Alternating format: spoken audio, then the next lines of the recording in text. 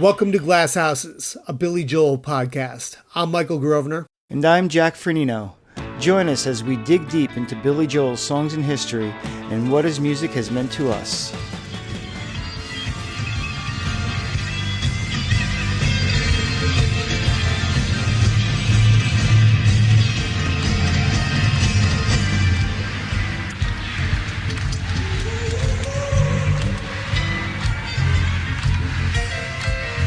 Introduce everybody up here to special guest tonight, helping us out on the saxophone, Eric Bazillion.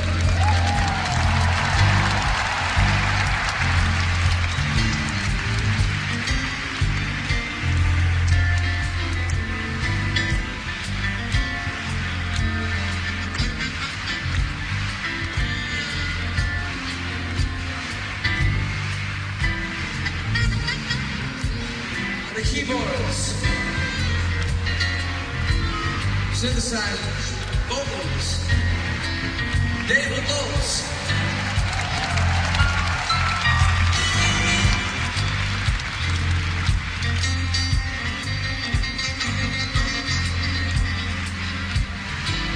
On guitar,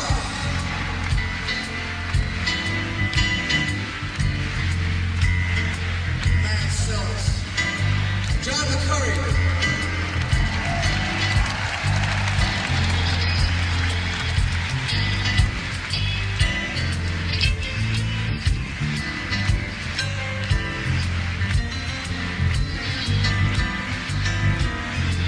On the rhythm guitar, vocals, Peter Hewlett.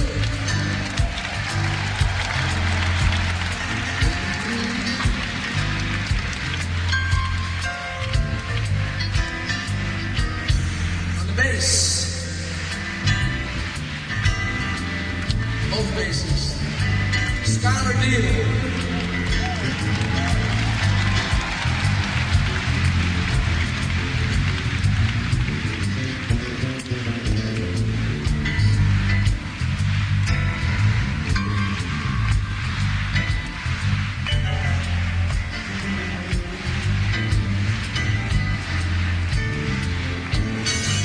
On the drums, Liberty DeVito.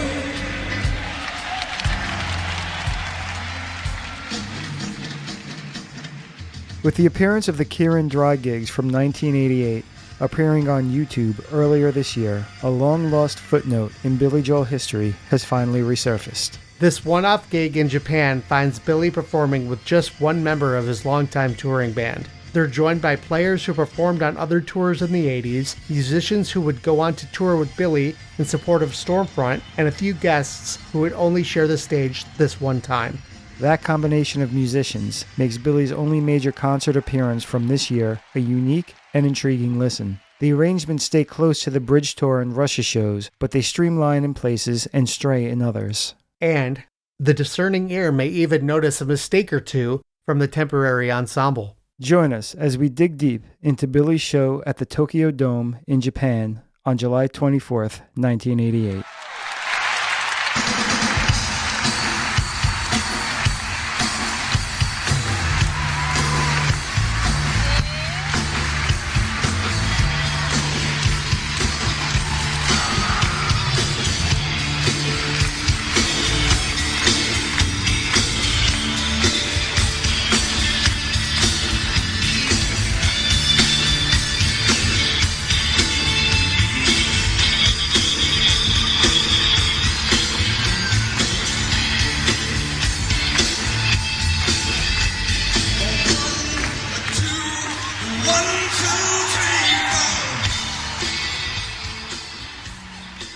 What a fortuitous happenstance that this bootleg just surfaced on YouTube. It's a show we only discovered ourselves earlier this year when we were doing our episode on 1988, where this mysterious... Last year. Oh my God, it was last year. It was actually probably almost a year ago.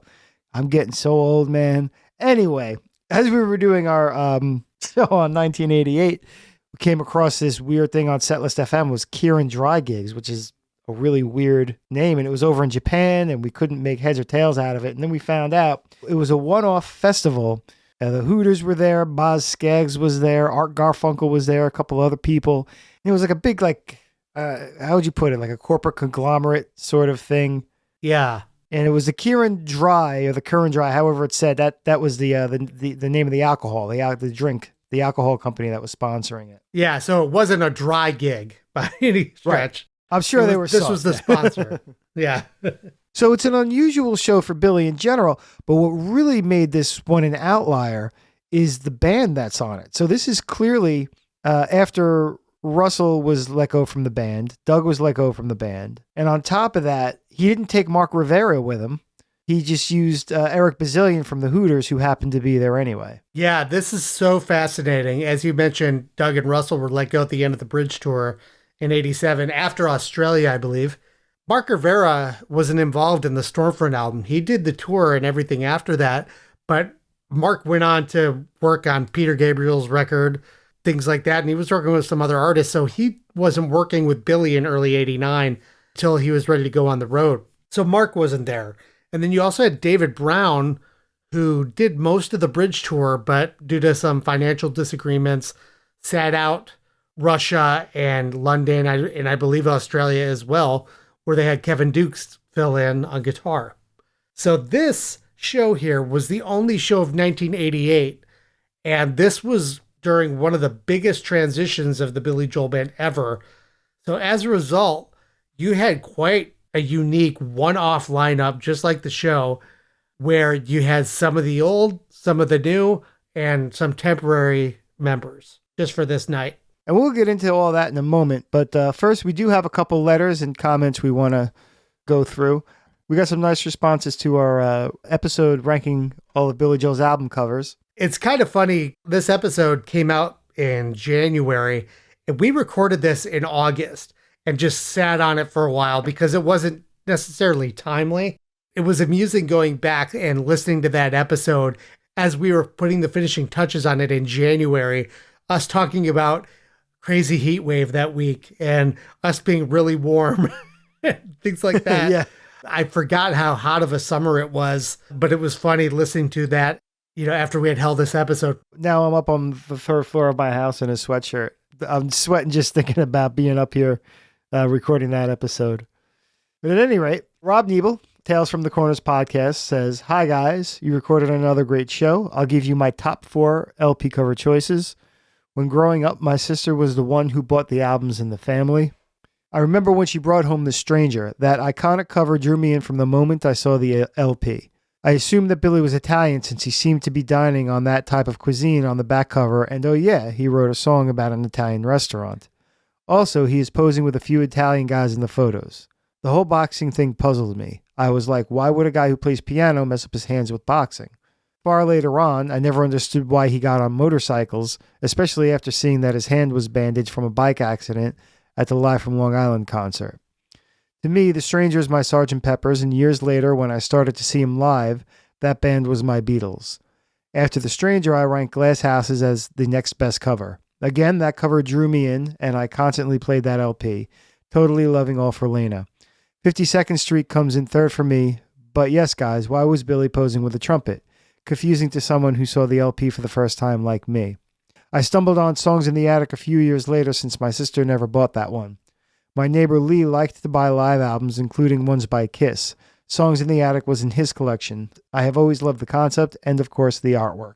Great to hear from you, Robert. Always good to hear from you, for sure. Yeah, I think the story behind the trumpet is just that he always needs something to do with his hand, so he just picked up a trumpet. There's a couple of short video vignettes of Billy talking about every album when the Complete Albums collection came out in 2011, and he actually alludes to the same thing. He said he just always feels awkward with his hands and always has to be doing something. So that's all it boiled down to, the trumpet. And he's like, look on the back of the nylon curtain. He's got the coffee cup. Glass Houses, he's holding the rock. Yeah, I mean, I think other than 52nd Street, our top albums are pretty close there. I think I ranked 52nd Street significantly lower. Yeah, I think we both did there. So we also have a handful of comments from Facebook. Paul Manning, who chimed in, and he writes that his favorite is Songs in the Attic, followed by 52nd Street. So here's another 52nd Street that's up there. Yeah. And then we had Joey Buchholz. This will be fun. My 3 favorites are Glass Houses, River of Dreams, and An Innocent Man. Interesting. We both had River of Dreams on the lower end of the spectrum, I believe. That's what makes this fun, to hear all the contrasting opinions, for sure. And, I think part of it, too, maybe when people came online, if some people, they really identified with that album, they're going to have a fonder memory of the artwork and things of that nature. Look, Glass Houses was my album, so that's at the top of my list for a myriad of reasons, but I think that's part of it as well. So it's certainly fascinating to see what people gravitate toward. Yeah. And then we had a comment also on the Completely Retold Facebook group where we posted about the episode. We had Jeff Fisher who wrote in. He says, "Fun podcast, guys. Pretty much agree with your list and assessments. I put the album covers into 3 categories. 1, brilliant. 2, I get it. Nice try. Not bad, but come on. This should be so much better than this. And 3, WTF." Man, this guy does not pull punches. No, you're not kidding, man. In his number 1 category, he's got The Stranger, Glass Houses, Songs in the Attic, and The Nylon Curtain. His number 2 category, Street Life Serenade, Turnstiles, 52nd Street, An Innocent Man, Cold Spring Harbor, Stormfront, and Fantasies and Delusions. In the number 3, that's the WTF camp. Right. He's got Piano Man, River of Dreams, Concert, and The Bridge. And he says, "This has no bearing on my favorite musical content. This is just pure artwork, covers, and concepts. Look, there are issues when the back covers or inner sleeves are better than the front covers, which I think is true with many of the LPs." Well, okay. Well, I guess our next list is going to have to be back covers then. That's a real Honestly, cop that out, would be an interesting one to do. I guess Piano Man is really the only one that's just words on the back. No. It has the other photo on it. Yeah, it's like the inverse of it. We'll do that at the beginning of 2023. Yeah, let's bookmark it because I think that'd be fun because those all certainly have some unique things. As far as inner sleeves, aside from Piano Man, he really didn't start having custom inner sleeves until Turnstiles. And, we joked earlier with our Edward O'Dowd conversation how it was really hard to read the lyrics on the original and how he worked to keep it pretty faithful to that. So, that's an interesting one. And, he certainly had some good ones in the late 70s into the 80s in the inner sleeves as well. Like Glass Houses, that's a classic of the band. I got so many on cassette at first, and, it took years later you would discover it CD by CD or LP by LP, and you would get introduced to all these other photos you never knew existed. Yeah, and it really kind of helps tell the picture a little more because a lot of the times the cassettes just had the front cover and that was it. Good stuff, man. Great diversity of opinions on this. Give us a little more to chat about. Keep those emails coming. Keep those Facebook comments coming. We love everyone. We read them all. We'll get a little better about responding, but we'll certainly keep reading them here. So what do you say we jump into this Kirin Dry Gigs? So tell us who's on this concert in the first place. Yeah, and as we talked about, this is quite a hybrid of new, old, and temporary musicians on this lineup. So obviously we had Billy Joel on vocals, piano, and guitar. You had Liberty DeVito, drums and percussion. Dave LeBolt on keyboards and vocals. Skylar Deal on bass. John McCurry on guitar. And if that name sounds familiar at all in the Billy Joel universe, he is also credited as one of the guitar players on Getting Closer on the Bridge album. He's a well-seasoned guitar player, has played with a lot of people, but that was his connection to Billy Joel just 2 years prior. And then we had Peter Hewlett on guitar and vocals. Now this is interesting because Peter Hewlett did the Bridge tour just singing background vocals. I had no idea that he also was a guitar player because he played rhythm guitar on this gig. And then you also had Eric Bazillion from the Hooters on saxophone. What I find really unique about this lineup is that the guitar player situation really wasn't settled yet. Dave LeBolt had yet to be replaced. However, Doug's permanent replacement in Skylar Deal was already in the band. But yeah, between David LeBolt and Peter Hewlett, they were just they were holdovers. Yeah, just for this gig, essentially, because by Stormfront, Crystal had joined the band and she was pretty much handling anything Peter was singing. Yeah, Jeff Jacobs joined the band for the Stormfront tour. I mean, it makes sense if he's doing just one show this year, he's just going to grab the guys he's played with recently. Yeah. The most apparent thing to me was just how much smoother this show was. And I mean that in the musical sense. You know, I talk a lot about, for lack of a better word, I usually talk about how Liberty has a very angular feel to how he plays. He doesn't float along the rhythm like maybe some West Coast drummers are going to. He gives you a downbeat, but he's always sort of playing in the cracks. If you listen in the best way, he teeters on being late and missing hits, but he doesn't. He really plays like the milliseconds. He really plays the space between the notes a lot. But on this one, even he seems to be just coasting in a good way. Like, I don't mean to say it like they were phoning it in, but it just has a real smoother feel overall. And we really don't hear that again until like 12 Gardens Live. Yeah, and I almost wonder if part of it, albeit maybe subliminal, was the fact that it was not the normal band, not the band that he had been playing with the last 10, 15 years. So it was maybe just more of a, in his head, like, let me just try to help keep it together. You know, Russell and Doug and David Brown and all those guys knew how to play with Liberty, knew where he pushed and pulled and all of that, and where he floated around the beat. While Liberty did that, it was still really tight because those guys really knew how to play together. Now you take all those guys out of it, it's in danger of being a train wreck unless things kind of get smooth and stable for a little bit. You know, is it also you don't have Doug locking in the same way, but very specifically, you know, to your point, but also just the fact that, you know, Doug was the other half of that rhythmic dynamic or that rhythmic approach. I have this feeling, and I have nothing to base it on, but you know, sometimes you play differently when the situation's very different. You almost wonder if this felt like being, for a moment, it felt like he was in a show band and not like the real rock and roll band. You know, like, again, not that they were phoning this in, but you know, the band hadn't played in over a year. You got a whole bunch of new people, and they just jet over, do one show. You know, sometimes you just take a different approach, you know, just because the situation is so different. It affects how you play. Yeah, that's true. And of course, you know, this doesn't all sit on Liberty. I think just, well, because the extent of me understanding music theory stops and starts with the drums for the most part. It's certainly what I'm going to key into the most, but that's just where it rests. The whole groove overall was different. Yeah, it felt really different.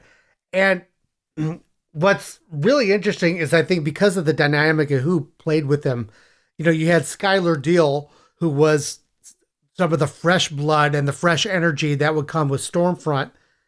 But then this was, in a lot of ways, very much like the Bridge Tour, with the way the songs were arranged and performed and, you know, a lot of the keyboard stuff and everything. So it really felt like a hybrid of Stormfront and the Bridge, but no Stormfront material, obviously, because that hadn't come out yet and been recorded.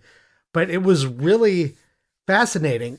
And one thing I really keyed into as well, too, is maybe because I was so used to the Bridge to Russia stuff, all the Russian shows, where Billy was just audibly and visibly tired.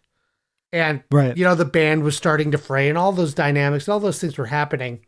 Billy felt really refreshed here to my ears. You know, the last component to this is that this set comes in the middle of a festival. So, you know, the band doesn't have to go from 0 to 60. They pretty much, they're starting at 40 and they're hitting triple digits, you know. I think that plays into the performance as well. Like you're just coming in midstream. The crowd's already amped up. You've been hearing music all day. You're just ready to go, and it's more of a bang it out situation than a lot of the dramatic ups and downs of your average Billy Joel concert. The way I looked at this was, for the most part, I really enjoyed it because it's so rare to hear a Billy Joel concert sound like this.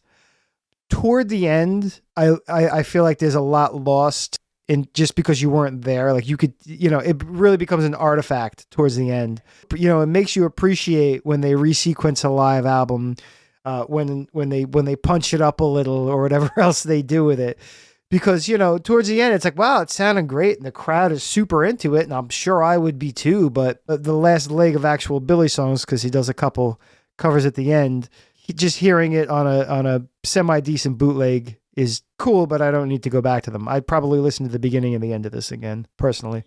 I think had it not been for the unique transition period of the band, to me, that was the big interesting thing there, and how these musicians treated this set and these songs, which only happened this one time. So that to me made it super unique.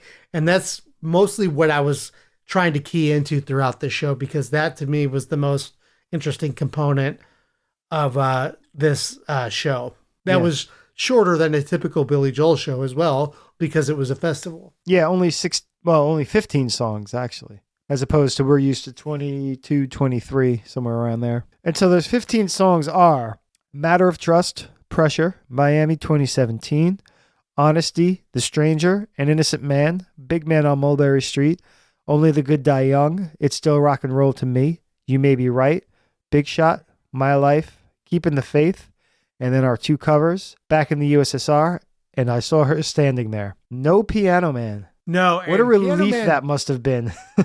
And this was the tour where he was admitting that fairly often. I think this was really around the time where he was getting pretty burnout on this song, and Just the Way You Are, I think, as well. I think those two left set lists more frequently back in 87 and 88 here. Yeah, which makes Keeping the Faith an interesting finale, before the encore. Yeah, it does. So let's jump in. Here we go. Now, Matter of Trust. Is that the same intro pretty much as he does on Yankee Stadium? Yeah, it was pretty similar. Just starting in with the groove and the bass and some guitar noodling, and it's kind of a hybrid of Yankee Stadium and Russia, really. Now, this version, the first thing I notice is this version is a little faster, and I gotta say, that really did it for me. This song improves a lot when you take up the BPMs even just by a few ticks. I kind of always like this one. Sometimes I'm kind of not in the mood, or at least it's not one I'll be apologetic for. Just giving it a little extra speed does wonders for it. Yeah, I've always been a fan of this song myself, and it is a very middle-of-the-road, mid-tempo song. And in a live scenario, it really can run in danger of being just really plotty and boring. So I think you're right. Kicking it up just a couple notches really helps it move along at a nice pace. There's a lot of extra kick. Skylar's playing a little funkier, obviously, than Doug would, and I think that drives Liberty too. We get a little more skip beat out of him. He's not like bringing down a hammer Thor as much. Yeah, but we have a little 16th note action on the bass drum. All that really elevates this song. I mean, this was like just a minute or so into this boot, and I was like, ooh, this is going to be a good one. Now I'm excited to hear the rest of this. Now, I got one more thing. I think they clam at the beginning. I think they go around an extra time, if you listen to it. Being that it's like a pickup band. Somebody didn't get a memo, and it goes around an extra time. Just because there doesn't seem to be a reason for it. There's no build to it. It's just an odd progression. Yeah. An odd extra progression, I should say. Even though it was different guitar players, the sounds were very much the Bridge era, like the Bridge tour era. And Liberty's drums sounded straight out of the Bridge tour as well. That tour had a very unique drum sound. Now, I'm curious, though, too, what the gear situation was, though. This was certainly a one-off gig. Now, what's quite common, these one-off gigs, is it's going to be largely backlined. Now, by this point, Liberty had been with Tom and Drums for a decade, or almost a decade, and so they've got a technical rider, so he's going to get exactly what he wants. And, they're all going to get what they want. And I wonder if it was amps and stuff were backlined. They just brought guitars and sequencers and things like that. There's a good chance Liberty was playing a different drum kit than he's used to, for sure. They probably had one for... They could have had one for a number of the acts. Yeah, or it's even possible that it was a Tama drum kit that they got from Tama for the gig. Man, I'll tell you, speaking as a drummer who's had to play on a lot of different kits, that's also going to affect how you play. You put somebody in front of a different drum kit and everything changes. Oh, 100%. I tell you, prime example, go watch Billy Joel's Farm Aid performance of 1985, where I'm pretty positive he's playing Kenny Aronoff's kit. Yeah, because of the way the toms look on it. Yeah, it's really funky. And because that was Kenny's setup for a long time. And it Liberty looked really off behind it. Yeah, he looked like he was just going to beat the hell out of him just out of spite. Oh, they looked like they were about to go down any second. And it's funny, Kenny's a heavy hitter too. He is. But it just looked like Liberty was about to destroy those drums. Yeah, isn't that the one like John Mellencamp looks back at him and he's like, Jesus. Yeah, during the jam, I think. Yeah. So from there we go into Pressure, which makes a really nice 1-2 punch for the intro. And, I thought so too. Yeah, and not a typical opener for Billy here. Matter of Trust and Pressure. You get some nice vamping at the beginning. I wonder if Billy is moving to a different keyboard, and that's why. I remember when I saw him at the Nassau Coliseum on the River of Dreams tour that he would run to a keyboard from the piano for this song and sort of back and forth. So, it makes me wonder if there's a little extra at the beginning to give him time to switch instruments. Well, also, he's probably playing guitar on Matter of Trust, right? So he's got to take off the guitar and move over because there's hardly any transition between the two. It goes right into it. You'll notice that too in Live from Long Island. He wasn't playing guitar then, but he may have been at the piano. Liberty kicked right into it, and I don't think he had that far to go to get to the CP80 on Live from Long Island, but he took his time because Liberty and Doug just kept that groove going until he was in position, and then he kind of signaled when to go to the next section. First of all, the keys sound really 80s on this one, the synths, which is a shame because Pressure is sort of one of my favorite synthesizer sounds that it comes up with, mostly because it's layered and it's not usually what he does. And it didn't sound very 80s originally. If you listen again, Live from Long Island, what he and Dave LeVolt were doing, they had the sound then. But whenever they transitioned to the sequencers and things for the Bridge Tour, they didn't quite nail it sound-wise. My first note is that it's another smoother groove, and as a result, I felt like they were slightly disaffected vocals. But I take that back sort of halfway through the song. Billy, in this case, is doing what I call his horror movie vocal, which I haven't talked about before. I've done Hapless Billy, I've done Schlub Billy, I've done Tough Guy Billy. Horror movie Billy is when he does like his sort of Vincent Price where it's whoa, Yeah. And it really comes out full form on this one. You don't hear it that much on record, I don't think. He kind of does it a little more when he's going over the top in concert. Probably works a little better there. And it's a great song to do it on because it's just such a angsty song, and it's an interesting way to portray It's haunting in a way, yeah. Yes. So the smoothness I felt mostly worked, but it didn't work on the bridges. That's where this smoothness thing started to come apart just a little for me because it wasn't. You wanted to slow down a little when you hit, those breaks and those bridges. All dressed up and nowhere to go, and then it's the keyboard solo after that. The album version, the tempo is all over the place. If you ever put Pressure on repeat, you'll realize how much faster they are at the end of this one than they started out at. So you lose that here. He really just kind of smoothed all the way through it. Sometimes in the 80s, though, this song tended to be like super fast. Yeah. To your point, how you mentioned that on the album version, the tempo does ramp up as the song goes.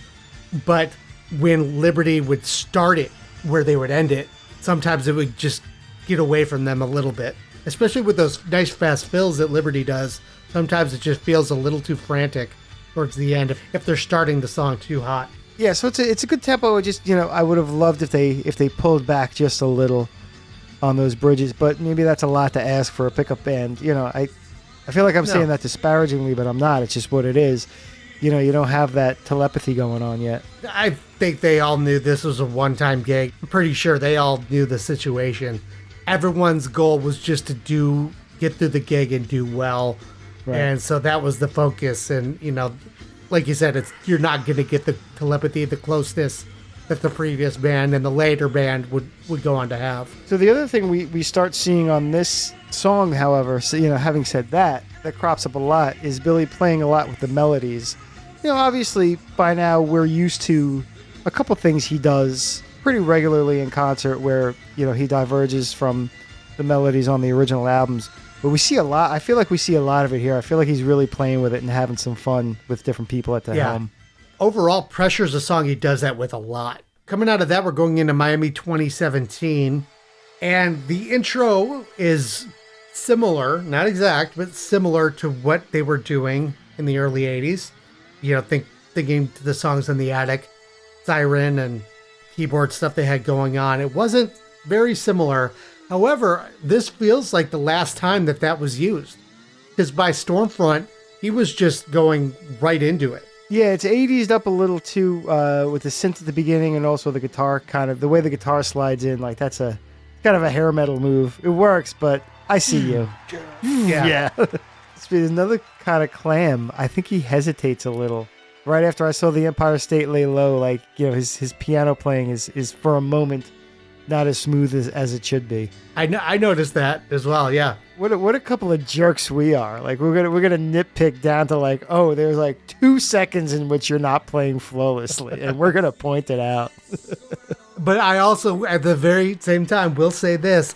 This was the first song of the night where I noticed in Billy's voice and his vocal that he sounded rested and refreshed. Like, this was a really good vocal performance out of him. The piano part at the beginning, at least, feels a little stripped down, which I think is because it was such a big amphitheater. That's sort of a pet theory of mine. You know, just a hall that big means you can leave out a couple notes for better effect because, you know, you don't want too much echoing off the rear wall of the place. Yeah, that's true. I do like a lot when they give up the synth and they go to an organ sound for the rest of it. But I don't like that it's on the breaks. Said the Queens could say they blew the Bronx away, those parts.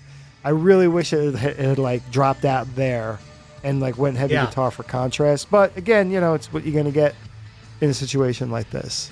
It makes me think too that, you know, this which, you know, I don't even know if Dave LeBolt knew it at the time, but this was his last show with Billy. Dave LeBolt was the first keyboard player after Richie left in 1981.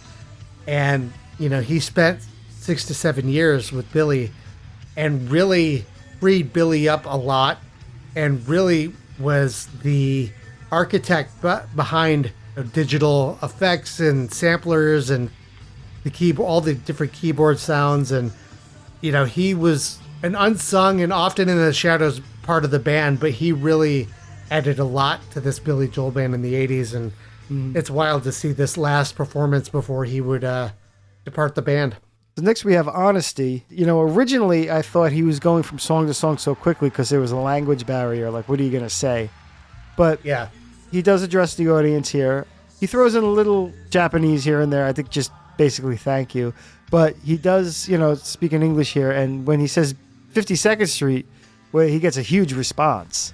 People knew the name of that record. And that was, I mean, Sony Japan, that was the first compact disc was 52nd Street. Yeah. So exactly. Yeah, that's what I figured. Yeah. That was such a huge record over there. The big thing to notice here is the drums come right in. Again, I'm going to attribute that to it being a hyped up crowd in an arena. You know, you don't have a lot of room for bringing it down for too long. In fact, I mean, it's got to be because 52nd Street was big in Japan that Honesty is even in this set. And Honesty was a big single there. Obviously makes sense because, I mean... Yeah. You know, and another reason too, you had mentioned him like not talking much between songs, and I think part of it too is with it being a condensed time frame. That's true. You know, he's playing a shorter show. He's probably not going to do as much banter, so he can, you know, play one more song. So here vocally, he's doing a lot of back phrasing. He's sort of singing behind the beat in a lot of places. Kind of a jazzy move. I'm not a huge fan of the synthesizers on this one. They didn't fit great, but. Yeah, you gotta do what you gotta do in the 80s, man. Yeah, they really hadn't, you know, nailed like really good strings yet. Because really, that's what's on the record is very beautiful strings, and it didn't quite come across this way. Yeah, in the 80s were a time when you try to replicate strings instead of maybe going to an organ or just going with a different sound. And coming out of Honesty, we're going into The Stranger, which I tell you what, man, every time I hear this, I just think, why doesn't he play this more live? This song is just such a great live song. I just love the build up into it and just the energy of it. And I tell you what, this one really highlighted Skylar on bass here. And it was really interesting to hear his interpretation of this song. He didn't play it that much with Billy. I don't recall it being in the set that much on the Stormfront tour. Skylar definitely shines on this one. It's so strange. It's 1988. And he says, this came out 11 years ago. Feels like a lifetime ago, you know? I mean, probably because you and I came online between this and The Stranger. So The Stranger was some weird nether region of the past, you know? Right. And yeah, to put it in context, 11 years ago from now is 2011. We're getting old. Yeah. He's got a punchy vocal rhythm going on here. We get a little more of that horror-billy vibe, a little more Vincent Price going on. And really nice backing vocals on this one, too. I'm assuming that's Peter Hewlett again. That is certainly Peter Hewlett. I commented on that on my notes as well. Really nice backing vocals. I mean, gosh, he has such an insanely high voice. I mean, he can get low, too, if he needs to, but he really hits those top end, those high notes like nothing. It's wild. I checked the liner notes. I'm like, is that Crystal? Does he have another female vocalist? Because of how high it went. Yeah. And I always chuckled on the Russian album because Peter was on the bridge tour after Uptown Girl. Billy says, "I'd like to introduce the man who sang all the high notes on that song, Peter Hewlett." Now we get a super long introduction into An Innocent Man. The audience seems to be really into it. Billy says at one point, "I have a hole in my pants." And I'm trying to think of what this is possibly referencing. Because I doubt his pants actually have a hole in them. But they could, I guess. It's possible because he's standing by this point. Yeah. So I don't know if in getting up and standing, he moved a certain way and tore a hole somewhere, or I'm not sure what was going on there. But I noticed he mentioned that too. And I almost feel like he was like joking it back to Liberty. Like, they just have they would always just banter back and forth. I almost feel like he was talking to him. Yeah, it didn't sound quite on the mic. It sounded like it was maybe a little off mic. Yeah. And I noticed on this one, it felt like it started a little fast, but then it settled in nicely. But this is one where that smoothness didn't really do it for me. It was just, you need some lift to this one. It needs to go up and down. Otherwise, it's a pretty long haul. I didn't note the line, but did you catch Billy flubbing a line in this one? Yes, I have that lyric flub on last verse. Peter Hewlett again on the backing vocals here, hitting those crazy, crazy high notes. Side note, I wonder if Brian Ruggles is along on this one, or if they had to use a house engineer. Based on what Liberty's drums sound like, I think it was Brian. Just because I'm used to hearing it later on, and maybe he modified it or matched with Crystal a little more, but you could really hear the handoff on the note. I am, and then to Billy for An Innocent Man. Yeah, and go back and listen to the one on the Russian album. It's pretty similar. Oh, okay. It's a very distinct entrance on Peter Hewlett's part and back into Billy. It's very, you know what I mean? Now we get into Big Man on Mulberry Street, where Billy is once again addressing the crowd. And I have to say, it sounds a little like when you're talking to somebody that speaks a different language and you think that if you talk louder, somehow they'll understand you. This is a song off the Bridge album.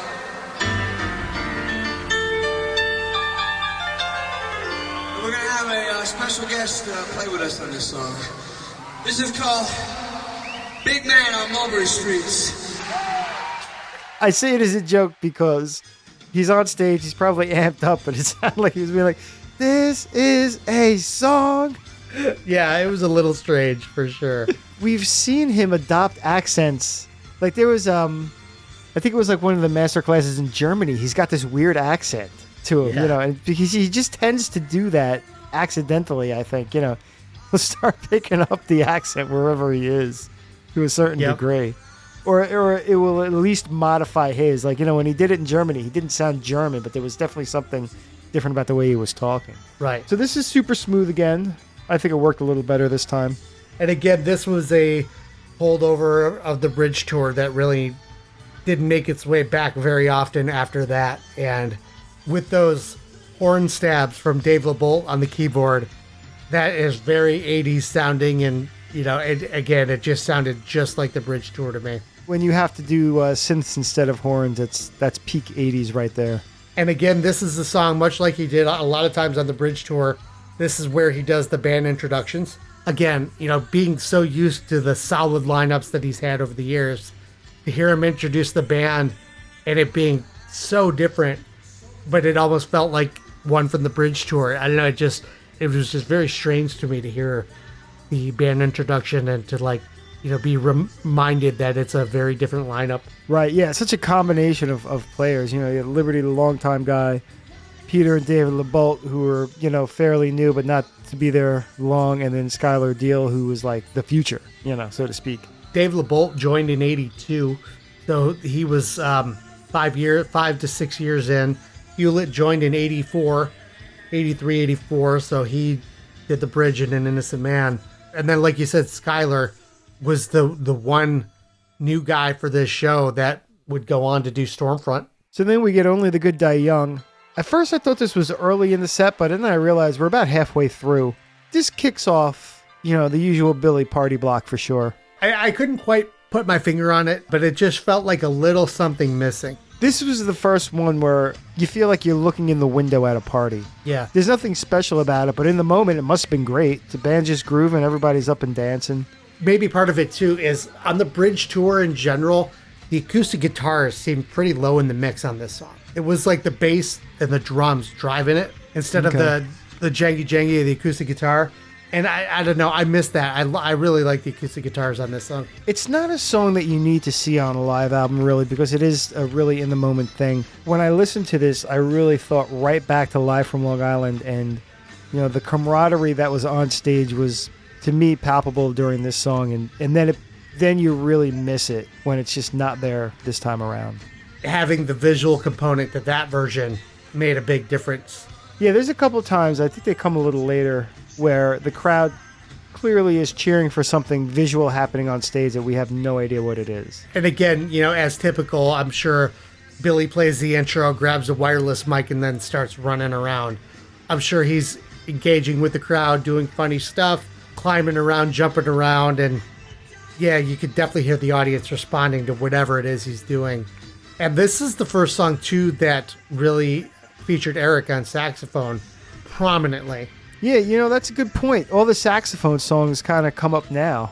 Yeah. Well, I can't remember, but is it possible he wasn't on stage yet? I mean, Miami has sax. Oh, that's true. But that's really it. Well, it's really it, but you have to remember, Mulberry. too. Yeah. Which is right before this. Yeah, and what's funny about a lot of these songs, especially the ones here, is that they're all mostly like 8-bar breaks on the saxophone. So if you're even passingly familiar with this song, you can read it off a sheet. You could sight read it, and just get away with it. I was talking about that Farm Aid show from 85. Mm-hmm. It was the entire band except for Mark Rivera. He wasn't there for that either. But filling in was Charlie Duchamp from Hall & Oates. And so it was like giving a totally different flavor. But Charlie, I think, had it a little bit closer than Eric did here on his parts. And what's funny is Charlie and Liberty ended up having a band together years after that. Right. But back to this show. Yeah. Now we're into Still Rock and Roll to Me, and maybe I could have listened to this a few more times and figured it out, but is Liberty adding extra bass hits, or is that just echo? I think it's a little echo. I was mostly hearing the shuffle. But he's usually, on the record at least, he's 4 on the floor, right? It's 4 on the floor, and it's Doug hitting the 2 notes, or is it they both doing it? Liberty's kick drum pattern, the song starts out with 4, dun, dun, dun, and then it's shuffle on the kick drum. In the verse. Wait. Yeah. Okay, but I'm talking about just the straight intro. So, all right, so maybe he was shuffling at the beginning. Yeah. So the studio version starts out with just the first bar is the only time Liberty is just doing quarter notes. And then he goes right into the shuffle. Better make a point of that. I've been playing that wrong. We're glad we had this conversation, sir. See?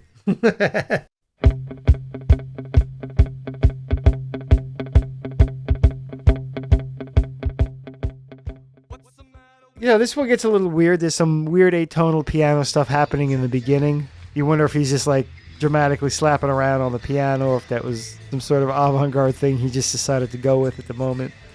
And his vocals come off a little show tunesy to me in this one. Not in a bad way, just noticeable. A little less Elvis, a little more maybe Wayne Newton or something. He's kind of really crooning it. Yeah, I got that too. Eric Bazillion's got that sax solo definitely really smooth, a lot smoother than any other we've heard. To your point earlier. And again, he's gonna stick around for the next song, which is You May Be Right. Really nice guitar work on this one because it's a very guitar forward song. And, historically, Russell and David Brown played well against each other and understated on this version, but I thought the guitar work was nice. I think there was a false start. Something wonky kind of happens at the beginning. Liberty goes to start it, and then the glass shatters. Something weird. I just went back and listened. He does 2 snare hits, and he stops, and then the glass breaks, and then he does 4 snare hits. Because typically live, it's glass break, 4 snare hits in. he jumped the gun on the glass shattering, I think. I had some strong backing vocals on this one, which I really thought gave it a lift. So especially too, because on this one, Billy's a little winded because he's clearly running around the stage on this one, being much more animated. So having the background vocal support, I think, is a nice help. I thought it was funny that the guitar solo is different, but the sax solo is the same. I always think of those two together. So it's when one of them's different, it throws you. I wonder who's playing the harmonica at the end here. I figured Peter Hewlett. Yeah, that makes sense. And then from there, we got a huge response for the opening of Big Shot. But the keys were really weak at the beginning. I did not like the keyboard intro. I think the reason is the dynamic of the mix was off. Because I noticed that too, the keyboards were really loud and the guitars were really low in the beginning. It should be the other way around. The guitar should drive the front of the song. Yeah. And I think that's what made it kind of sound funky. Energy was pretty fun overall. This one always gets the energy up. This is the one, though, where I did make my note that it makes you appreciate concert records that are resequenced and punched up a little. Just because there's no reason, except for like us, to listen to a performance like this, because you lose out not being there, Right. But it was definitely good. I'm sure in the moment it was amazing. And there's a flub at the end of this one too. Oh, I know. So they sort of do like an upward progression or whatever, like da da da da da, and it goes up a little. Yeah. And he says big shot when it goes up, which is an odd place to put it. You would usually just put it right at the end. Oh, if you're gonna do it. Yeah. So I don't know. I mean, maybe he was doing it on purpose there. Maybe it's just because I've never really noticed it there before, nor have I ever played it like that. But it sounded like he actually jumped, because then they do the riff. Yeah, maybe. It's hard to say if it was intentional or not, but he usually didn't place it there. Billy's gonna kick our ass for this one. We're just pointing out all his flaws and foibles. So coming out of Big Shot, we're going into My Life, and I tell you what, it just felt so strange to hear it this deep in the set. Yeah, I was thinking that too, because it's usually right towards the beginning, if not the opener. A lot of times it's the number 2 slot. He does like some Scottish steps at the beginning of this, which I thought was funny. It's like something you hear in like hip hop all the time, like da it, like that sort of vocal rhythm, and he does that for a moment here. Overall, the song just felt fresh. It doesn't always. Sometimes it feels a little stale and a little underwhelming, but it just had a good feel during this version. The band was loosened up by now, and so we got a nice version that was a little more hard-hitting, but definitely not stilted at all. It sounded to me like Skylar on bass was driving a lot of that. I also really dug the backing vocals on this one. How about this take on Keeping the Faith? Did you ever have Liberty's drum book off the record? No. Where it's like 11 Billy Joel songs where he teaches you how to play them. One of them is Keeping the Faith. Now he goes through the album version, which is boom, ga, boom, ga, boom. It's pretty straightforward like that. And then, so after he goes through the album version, and he goes, now on the bridge tour, Keeping the Faith developed into something like this. And he plays this groove. Okay. And which is a very different feel. Oh, yeah. On the bridge tour, Keeping the Faith developed into something like this. 1, 2, 3, 4.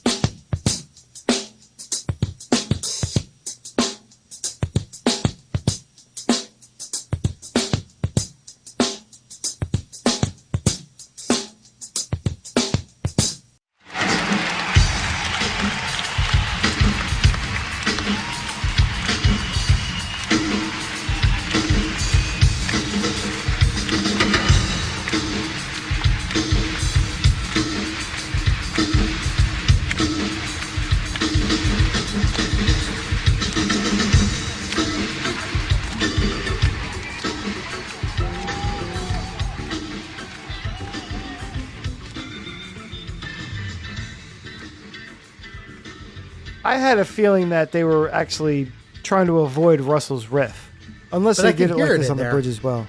Yeah, but I mean, just in the sense that it was downplayed. The drums were brought up and the guitars were toned back. Yeah. Yeah, it's possible because this was, granted, this was Cleanup Woman, essentially, but Russell's guitar work is really what drove the song originally. Yeah, that drum groove, though, my note was only Lib can play funk that heavy, you know? Like, funk usually takes a lighter touch. This is another great example of how unique his drumming is. You don't think about it that much, but... Yeah, he's playing a funky groove and you're headbanging, you know? Yeah.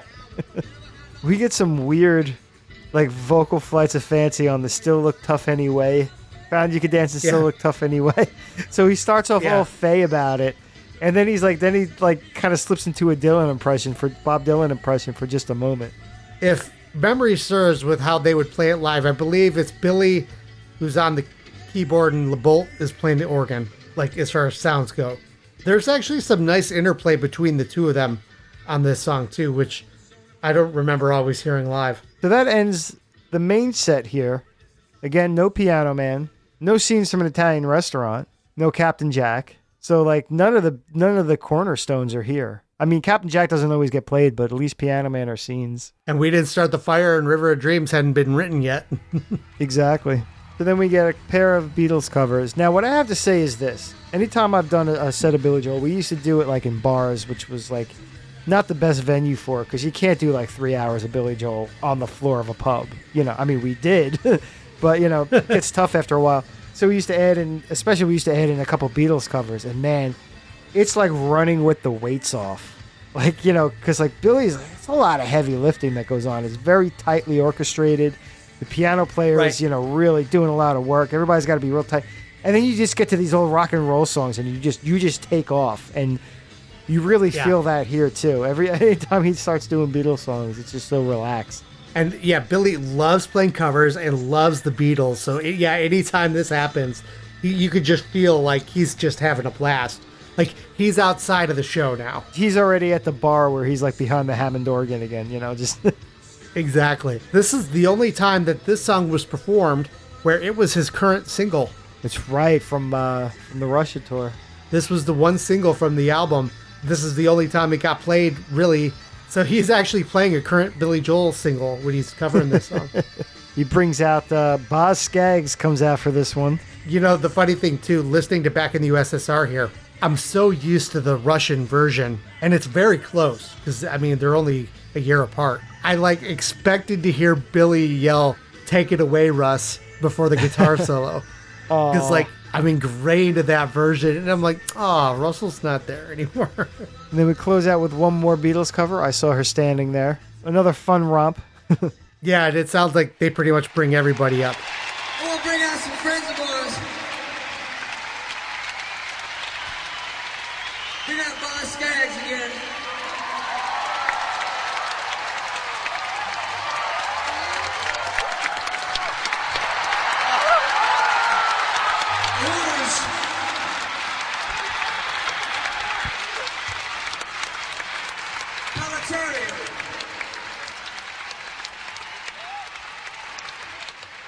What this kind of reminded me of is those Rock and Roll Hall of Fame jams. Back in the day where it would be like Billy Joel and Eric Clapton and Paul Schaefer and all these, everyone just on stage jamming covers.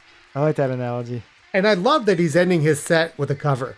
That's just such a cool thing to do. I don't know. It's a cool thing to do. It's so relaxed. You can tell he's having fun with it.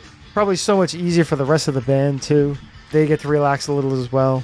And that wraps up this show. An unusual curio in the Billy Joel live canon. And if you want to find it now, it was just uploaded to YouTube January 19th of 22. Look up Billy Joel live at Tokyo Dome, July 24th, 1988. Kirin Dry Gigs, Kirin. The person who uploaded is called Activer, I guess, music. It's like active with an R at the end. So thank you, whoever you were there, sir. We appreciate your contribution. Yeah, and just amazing that this surfaced after all these years.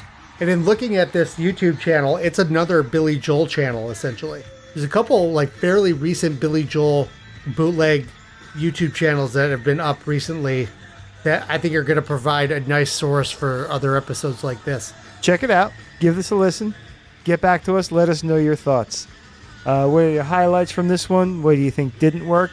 What do you think of the different band on this one? Do you like the way it sounds? Does it sound a little uncanny valley to you? Is it just not working at all? Or does it seem refreshing? You know, just to hear everything a little differently. You know, for my money, it felt like very much the transition. And, you know, it's funny, we talk about that so often, how so many things are transition points in Billy's career. But as far as the live setting goes, this and the Great American Music Hall 1975 so far seem to be the two biggest transition points of Billy's live career that have been documented. And this is such a fascinating listen. You know, unfortunately, the audio quality is not amazing because it's an audience recording, but really interesting to hear where this band was at and where the changes were happening in 1988. So we would definitely love to hear what you think of it. Yeah, let us know. Shoot us an email, glasshousespodcast@gmail.com, or find us on Instagram, Facebook, or Twitter. Just look us up at Glass Houses, a Billy Joel podcast. Yeah, your comments, your messages, your emails, everything are so great. We love hearing your stories and your thoughts. We're not always great about responding in a timely manner, but we're always going to try to improve on that. And you never know, you just may hear one of your comments or emails read on the show here. So keep them coming, and we'll keep incorporating some great listener anecdotes. And if you listen to us on Apple Podcasts and you haven't already, and I don't know how you couldn't have because I say this every time, please leave us a 5-star rating and a positive review. Every 5-star rating and positive review tells the almighty algorithm that we're doing a good job, and it should put us in front of more people. So that makes it a fast, easy, and free way for you to help us build our community. So thanks again for everything. We are well into year 2 now. No, we're not. This is year 3. Good Lord. Do you believe that? Year 3. It's so much fun that I've lost track of time. But here we are into year 3, and we can't thank you all enough for everything. You helped drive the show, and we have such a great time doing this. So thanks again, and we will see you soon. See you soon. Thanks a lot.